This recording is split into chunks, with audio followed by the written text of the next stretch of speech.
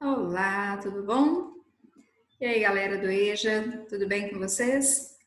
Então, eu resolvi gravar o vídeo para vocês da correção das atividades, porque aí cada um assiste no seu tempo, vai pausando, prestando atenção na leitura, nas respostas, tá? Acho que vai ficar de uma forma mais clara, melhor para vocês entenderem, beleza? Então a gente vai estar corrigindo as nossas últimas atividades, ok? Vamos lá? Vou compartilhar uma tela com vocês aqui, os slides da nossa aula, tá? Que a gente está falando sobre o evolucionismo e o criacionismo. História, né? Então vamos corrigir essa atividade, tá bom? Evolucionismo e criacionismo. Aula de História de 1, professora Iris, estou aqui. Bora lá? Aí, galera, durante a semana, a partir do momento que vocês estiverem respondendo as atividades, se tiverem dúvidas, vocês podem entrar em contato comigo, que aí eu vou estar tirando dúvidas de vocês, tá bom? Mas acho que vai ser mais compreensível, porque às vezes não é todo mundo que dá para entrar pela aula no Zoom, né, naquele dia, e então eu decidi estar fazendo os vídeos. Bora lá. Origens da humanidade. Então, vou estar passando os textos que a gente já viu, né, que eu enviei para vocês. Então, eu vou estar lendo os textos com vocês para comentar um pouquinho sobre esse conteúdo. A origem da humanidade, né? Então, nós temos a teoria criacionista e a teoria evolucionista, tá? Então, existem essas duas teorias que vão explanar sobre a origem da humanidade, né? Vão tentar desvendar, né, os mistérios da origem do homem. Deixa eu pegar o material aqui. Olha só, peraí, aqui. Entre as diversas explicações para o aparecimento do ser humano na Terra, duas se destacam pelo amplo debate que provocam. O criacionismo, certo? Todo mundo já ouviu falar. Defendida pelos judeus e cristãos. E a teoria evolucionista. Vamos falar um pouquinho sobre essas teorias. Teoria, a criação, né? De onde tudo vem, de onde tudo surgiu, quem criou, né? Nós cristãos acreditamos, né, que Deus criou todas as coisas, mas não somos os únicos no mundo. Então existem pessoas com opiniões diversas, diferentes. Então olha só, a questão sobre as origens do homem remete a um amplo debate no qual a filosofia, religião e ciência entram em cena para construir diferentes concepções, tá? Então, o pensamento filosófico, pensamento religioso e a ciência vão ter ideias um pouco distintas sobre a questão da criação do homem, a evolução do homem, né? De onde tudo surgiu, onde tudo começou. A existência da vida humana, então, é um grande mistério, né? Implicitamente, porque somos a única espécie dotada de características que nos diferenciam do restante dos animais. Ou, afinal de contas, somos seres racionais, né? Pensamos, né? Não agimos instintivamente. Desde as primeiras manifestações mítico-religiosas, o homem busca respostas para essa questão, né? O homem sempre tem essa curiosidade, né?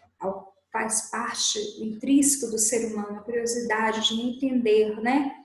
De onde viemos. Nesse âmbito, a teoria criacionista é a que tem maior aceitação, certo?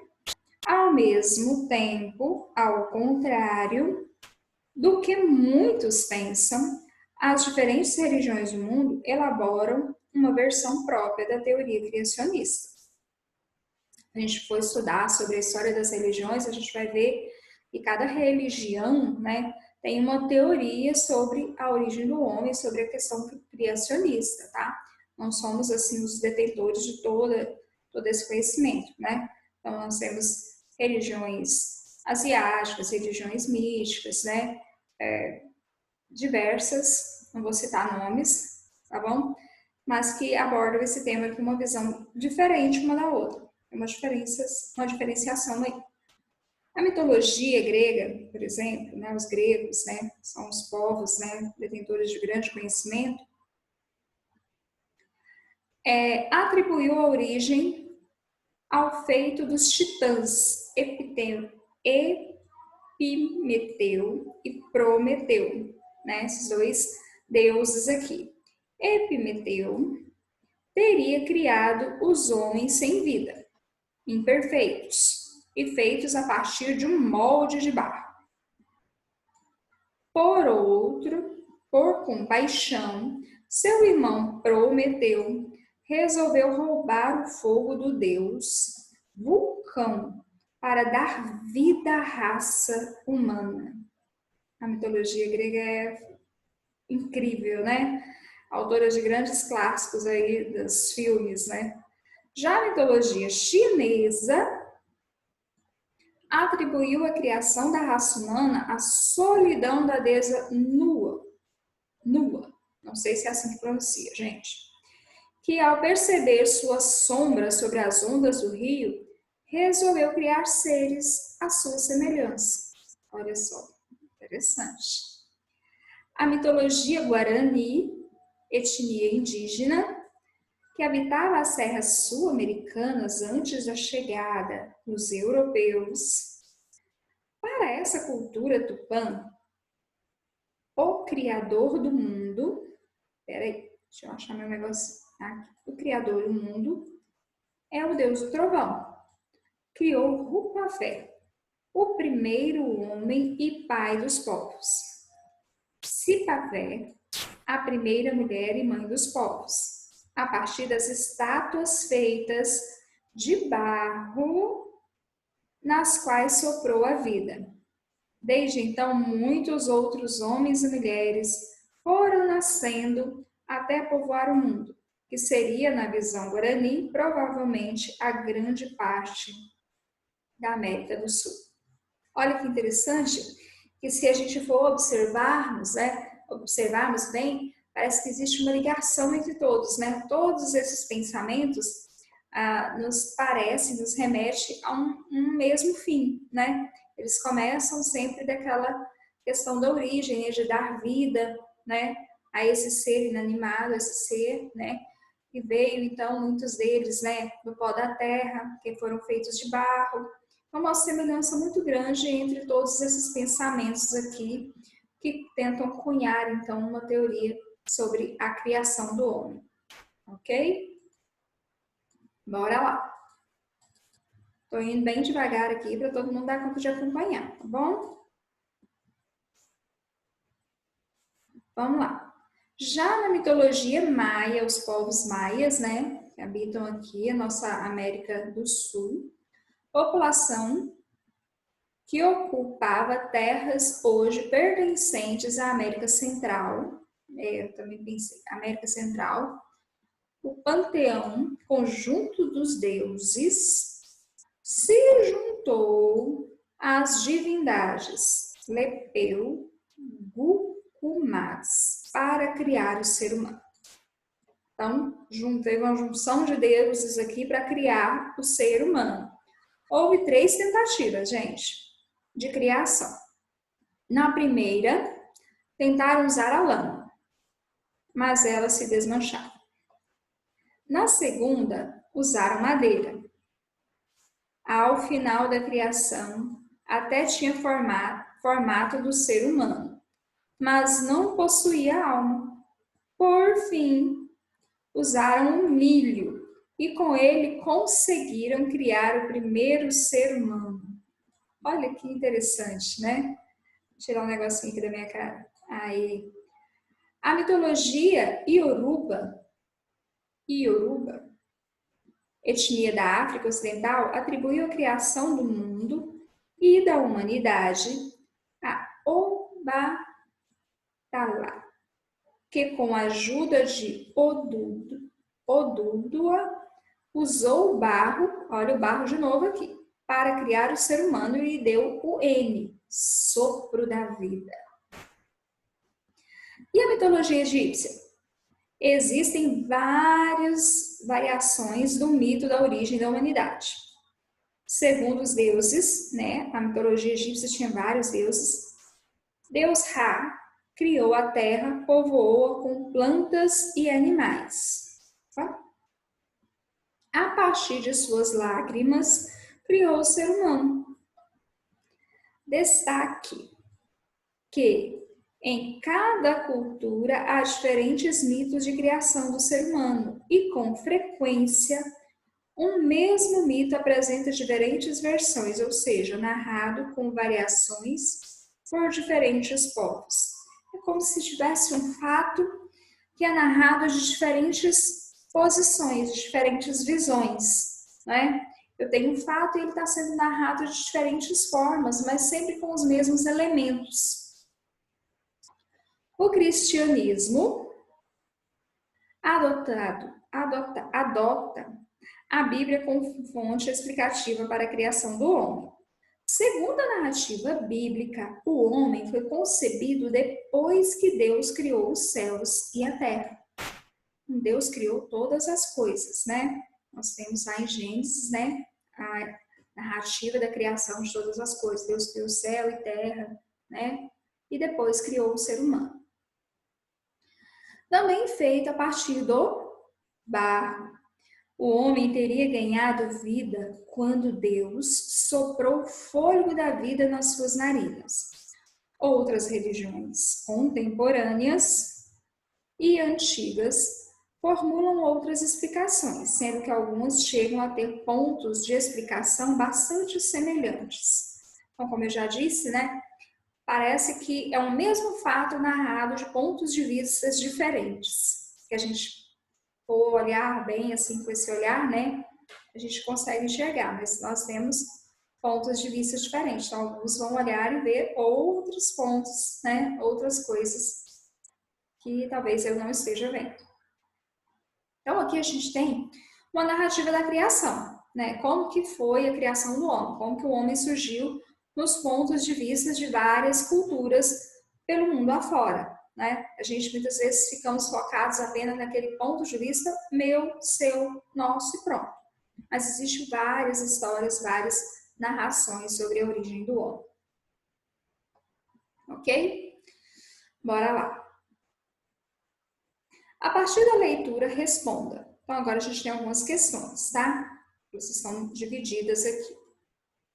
Então, a partir da leitura, responda. Entre as diversas explicações para o aparecimento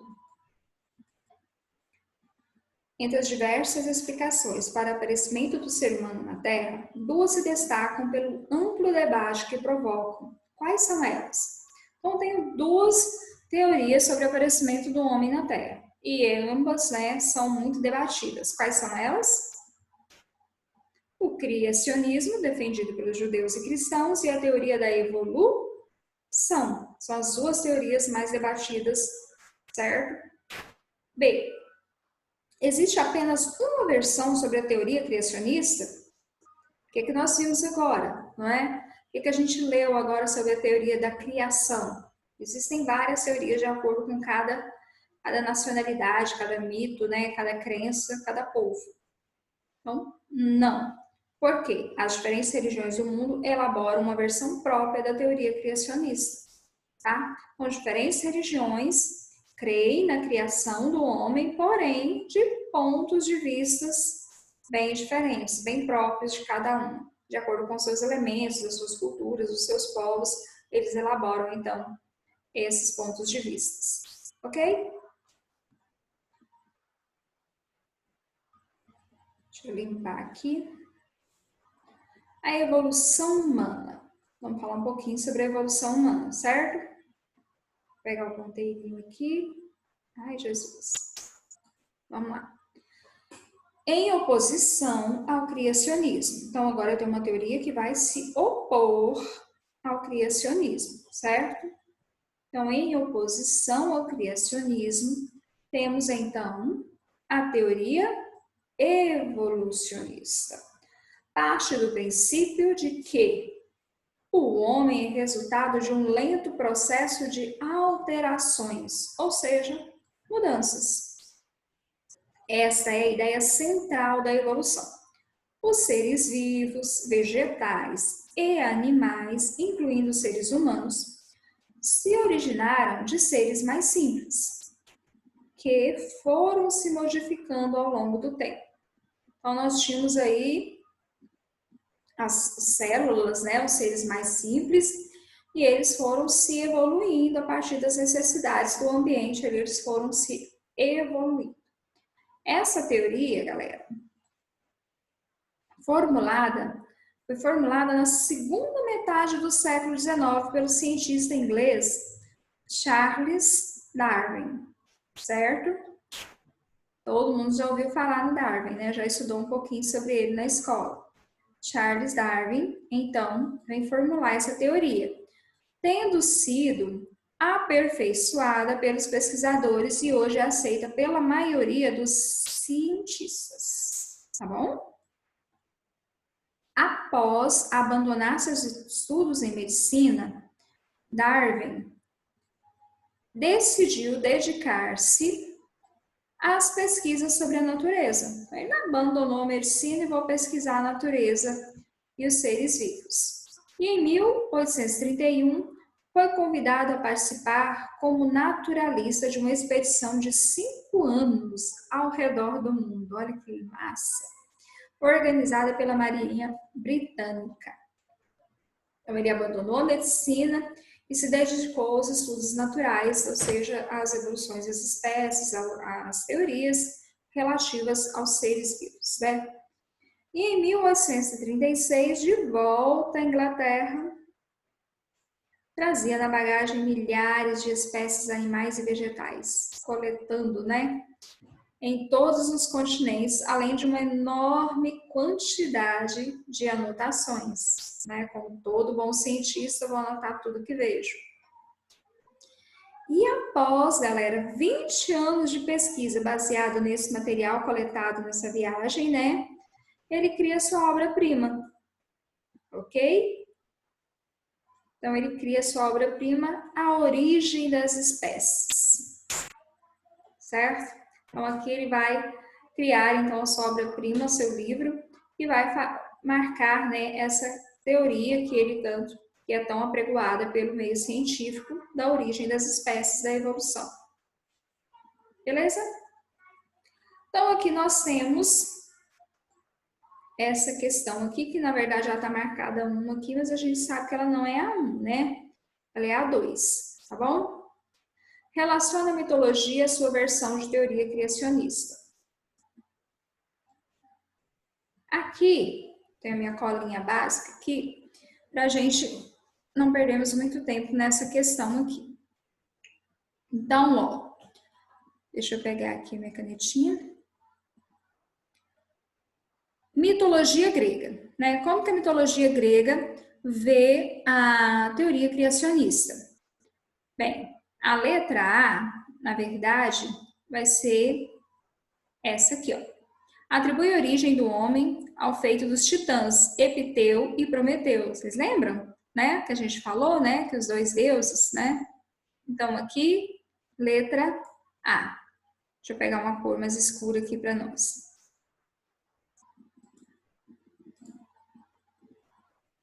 Eita.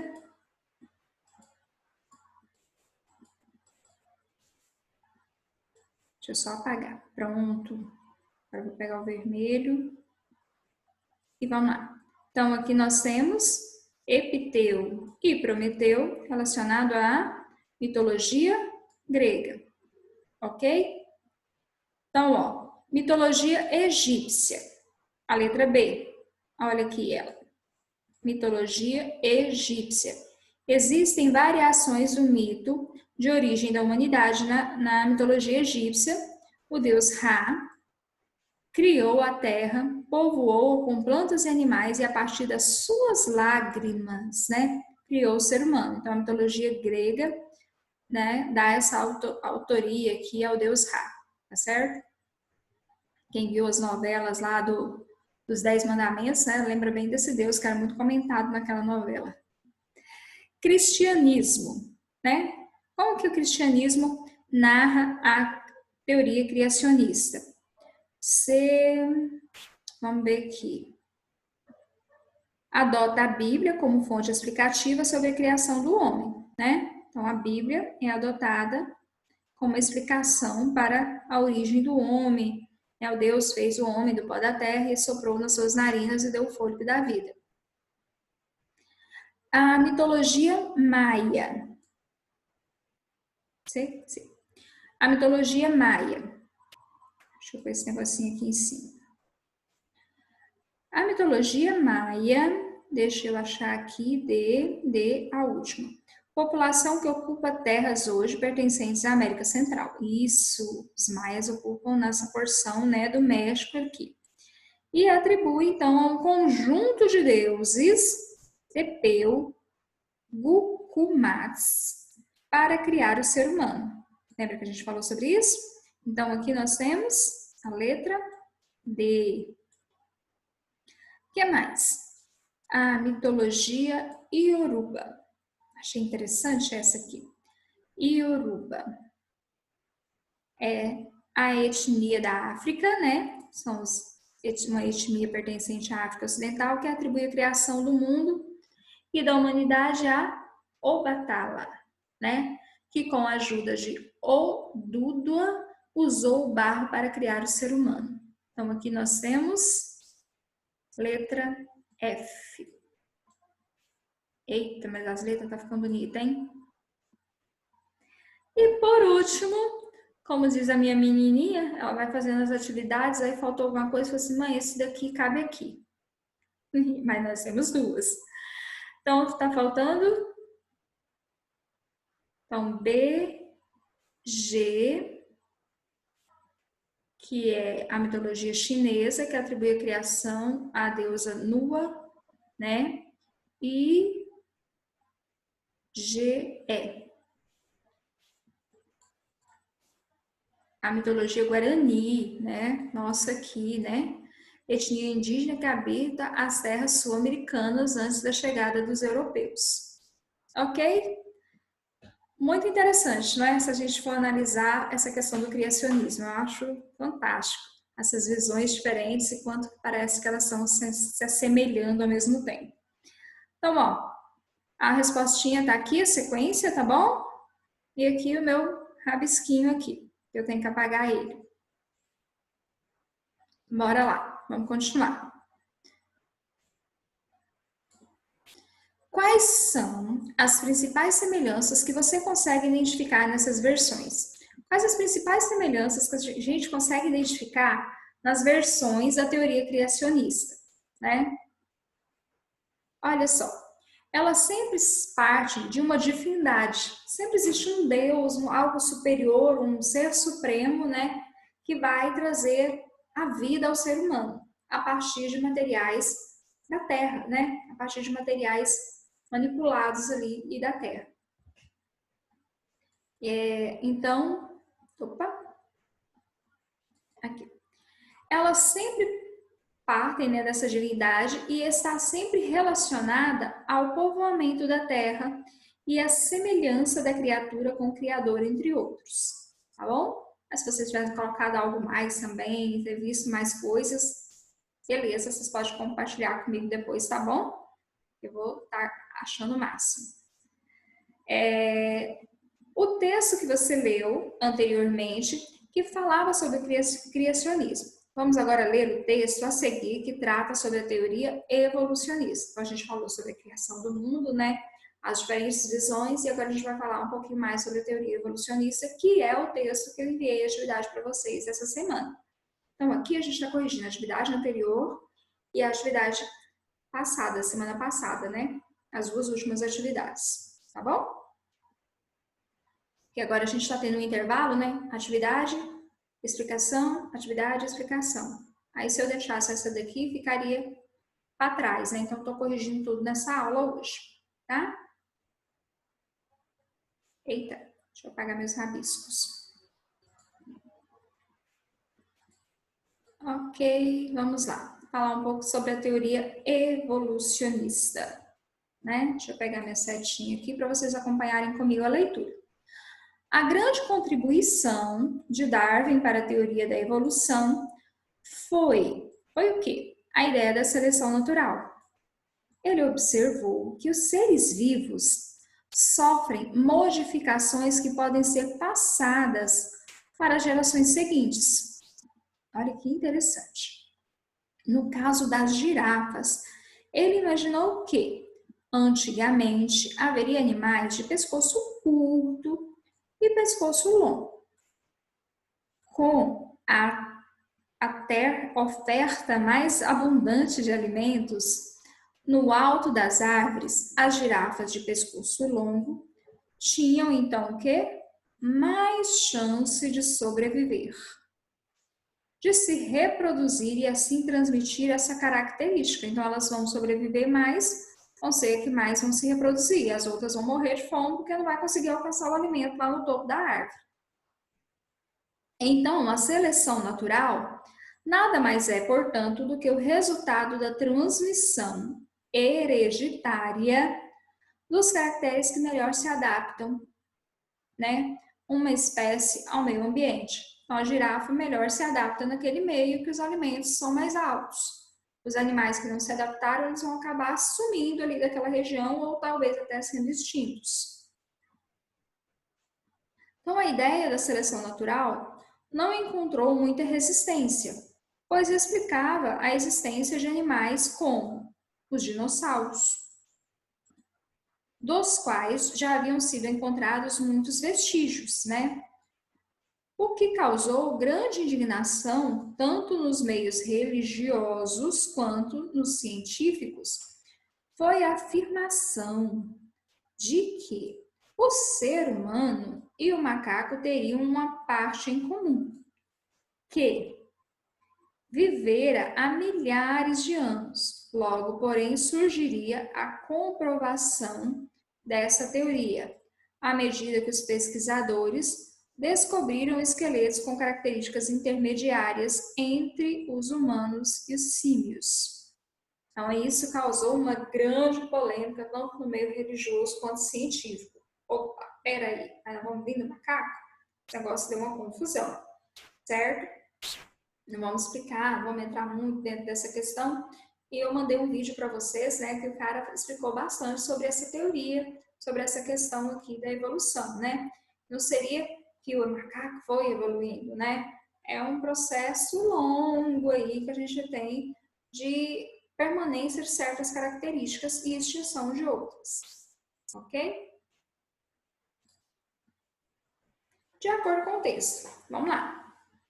Em oposição ao criacionismo, a teoria evolucionista parte de qual princípio? Qual é o princípio da teoria evolucionista? Que o homem é resultado de um lento processo de alterações, certo? O homem não foi criado, né? Deus formou ele ali do barro e deu o sopro da vida. Não, de acordo com a evolucionista, ele foi sendo criado através de mudanças lentas e alterações contínuas aí. Essa ideia central da evolução, os seres vivos, vegetais, animais, incluindo os seres humanos, se originam de seres mais simples, certo? E eles vão originar de um ser mais simples que foram se modificando ao longo do tempo. Então, essa é a base da teoria evolucionista, essa evolução gradativa, ok? B. Essa teoria tem sido aperfeiçoada pelos pesquisadores e hoje é aceita pela maioria dos cientistas. Quando e por quem foi formulada? Na segunda metade do século XIX, pelo cientista inglês Charles Darwin, certo? C. Qual foi a grande contribuição de Darwin para a teoria evolucionista? Foi a ideia da seleção natural. Foi um grande marco, né, para basear, para respaldar, então, essa sua teoria aqui. Belezinha? Fica tranquilo que dá para vocês irem acompanhando aí. Em que consiste essa contribuição? Ele observou que os seres vivos sofrem modificações que podem ser passadas para as gerações seguintes. Então, em que consiste a observação de Darwin? Consiste na observação que os seres vivos sofrem modificações e que vão sendo essas modificações passadas para as gerações futuras. Por exemplo, Antigamente o homem ele tinha mais dentes, né? Ele precisava de mais dentes. E com o passar do tempo essa dentição foi se modificando, certo? Então assim, muitas partes e incrementos do ser humano, como por exemplo a cauda, né? Não preciso mais.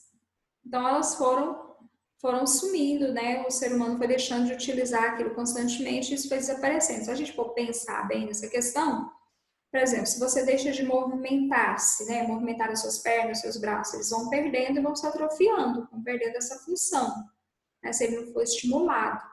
Então tem esse respaldo aí que o meio científico acaba então levando em conta, tá? O que é a seleção natural?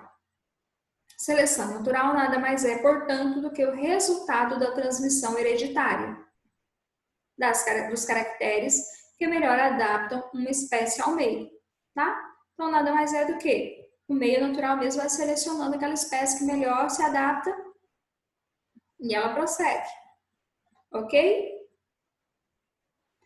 Olha só, leia o texto e observe o mapa a seguir. Nós temos aqui um mapa, né, mundi, é só um pouquinho ao contrário da nossa visão, né? Mas eles aproximaram ali de trás para frente ali.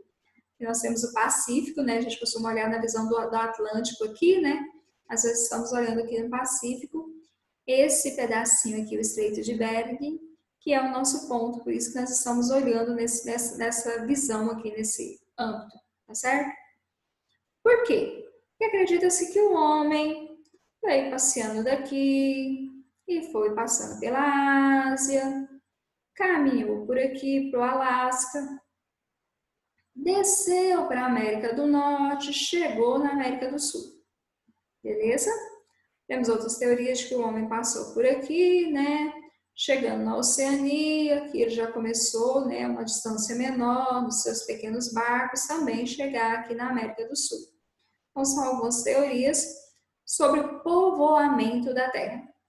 Então, a gente falou sobre a criação do homem, não é? Sobre a origem do homem, a teoria criacionista, evolucionista, e agora a gente vai saber como é que o homem povoou a Terra. Né? Um planeta tão grande, tão gigantesco, como que o homem sai de um lugar só, né? Começou ali e foi para todo canto. Então, vamos ver aqui. Tá? Essa aqui é uma das teorias, através desse mapa, e a gente também tem um texto. Então, a gente observa no mapa. O que a gente pode observar nesse mapa? As possíveis rotas utilizadas pelo ser humano para chegar à América, tá? Quais são os possíveis caminhos que podem ter levado ao continente? Então, os possíveis caminhos a gente viu ali, né? Os possíveis caminhos, saiu da África, passando pela Ásia, né? Passa pelo Estreito de Bering e vem para chegar aqui na América do Sul. Outro possível caminho, ele vem aqui para a região da Oceania, né? E de barco eles conseguem chegar então à América do Sul, continente americano. Quais são as rotas apontadas pelos diferentes estudos? Né? É o que a gente acabou de falar aqui, tá? Opa. O ser humano, no início do povoamento do continente, era nômade. Por isso, essa necessidade de caminhar tão longas distâncias, né? Ele não era fixo, ele não cultivava, então ele precisava caminhar.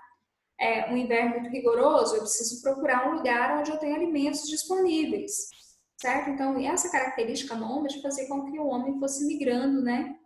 Nós temos o mapa mundi aqui, né? Fosse migrando por todas essas regiões. Um caminho muito longo, né? A ser percorrido. Ou seja, ele não se fixava por muito tempo em nenhum lugar. Estava sempre se movimentando em busca de alimento. É possível supor que os grupos que chegaram ao continente americano, seja cruzando o oceano, seja por uma passagem de gelo, eram caçadores perseguindo sua caça, que aos poucos foram, então, encontrando. Tá bom? Povoamento da América. Assim como foram construídas diferentes explicações sobre o surgimento do ser humano, foram também elaboradas diferentes explicações sobre o povoamento da América. Há, por exemplo, a teoria de que o ser humano saiu da Ásia, cruzando o Oceano Pacífico, e também a teoria de que eles teriam saído da Ásia cruzando o Estreito de Bering. né? Que é as duas teorias que a gente viu lá no mapa, né? Ele foi caminhando, cruzou o estreito, né? E a outra acho que ele cruzou o Pacífico, certo? Independentemente de qual seja a teoria, é importante que fique claro que o povoamento do mundo não aconteceu do dia para a noite. Pensa, essa caminhada foi muito longa. Levou muitos anos para que o ser humano se acomodasse em um lugar e criasse raízes, tá? Então, assim, ele foi caminhando, foi deixando para trás, né? E os outros foram caminhando e foram povoando a terra, ok? Então, vamos lá. Próxima questão. Sobre as teorias de povoamento da América, de acordo com o texto e o mapa, quais foram os possíveis caminhos percorridos pelos grupos humanos para chegar ao continente? Então, a gente já falou bastante sobre eles, né? Esses possíveis caminhos. Setinha, opa, ficou no meio aqui, atrevida. Saída da Ásia cruzando o Pacífico e saída da Ásia cruzando o Estreito de Bering, né? A gente acabou de comentar e falar bastante sobre isso, por isso que eu já fui direto aqui na nossa resposta, tá bom? Agora tem uma questão bem interessante. O solo brasileiro esconde... dá licença aí, né? O solo brasileiro esconde tesouros surpreendentes, histórias de antes da história escrita. Lembra que a gente falou, né, que a história tem esses dois momentos, né? A escrita marca um grande momento da história. Mas a gente tinha uma história antes da escrita, que explicam as origens dos povos da América e são comparáveis em importância aos principais achados arqueológicos do Velho Mundo. Então, o solo do Brasil tem importantes achados arqueológicos que falam da história do Velho Mundo, heranças que ainda estamos decifrando e aprendendo a preservar. Aí ele pede para a gente fazer uma pesquisa sobre os achados arqueológicos que explicam a origem dos povos da América, tais como o de Luzia. Quem era essa mulher, Jesus? Uma jovem encontrada em Lagoa Santa, certo? Registre suas descobertas no seu caderno. Então, aqui a gente tem uma reconstituição, né, do rosto de Luzia e aqui o crânio de Luzia. Infelizmente, né, houve o incidente lá no museu onde estavam e eles teve, acho, uma grande perda com esse fóssil. Tratar do mais antigo fóssil humano, trata-se, né, esse fóssil, trata-se do mais antigo fóssil humano já encontrado no Brasil e nas Américas, crânio de Luzia, pertencente a uma mulher que viveu há mais de 11.000 anos. Foi descoberto em uma gruta da região de Lagoa Santa, em Minas Gerais, e é fundamental para se compreender como ocorreu a ocupação do continente. Olha só, a partir dessa descoberta, desse crânio, agora eles vão tentar decifrar como que essa mulher chegou ali, certo?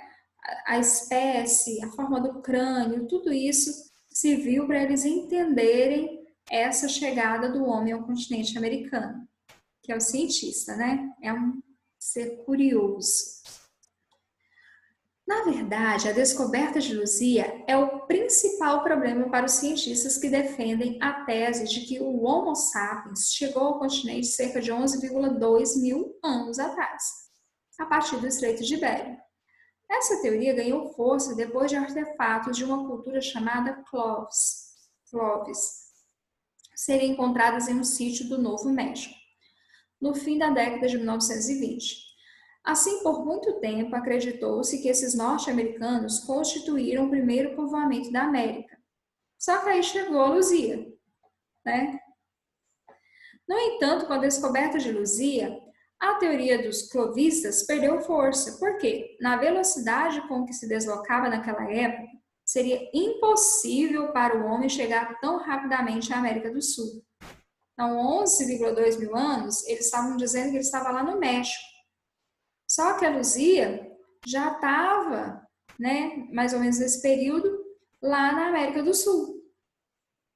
Então, a existência de Luzia, diz esse grupo, sugere que o Homo sapiens atravessou o Estreito de Bering antes do povo de Clovis. há cerca de 14 mil a 15 mil anos e com o tempo migrou para o sul, tá? Então, olha só os confrontos aqui para a gente tentar entender, né, quando que o homem chegou à América, olhando essas culturas, esses povos, né, e marcando ali mais ou menos a época em que eles existiam, tá? Como que eles vão fazer tudo isso? Existe todo um processo para poder entender a data, né, desses artefatos, né, como a datação de carbono, por exemplo, que a gente faz para saber a média do período de existência de um fóssil, de um objeto, tá? Então tem como sim descobrir essa data, beleza? Então, galera, essa então era a nossa última atividade, né? Essa pesquisa aí sobre a Luzia, tá bom? Então, olha, eu fiz o vídeo por quê? Porque vai ficar melhor para vocês, vocês vão assistindo, vão pausando. Quem pode assistir agora, assiste. Quem pode assistir mais tarde, né? Vai de acordo com o horário de vocês, tá? Então, assistam o vídeo, corrijam as atividades. Quem puder, fique em casa, tá bom? Fica com Deus, tchau, tchau.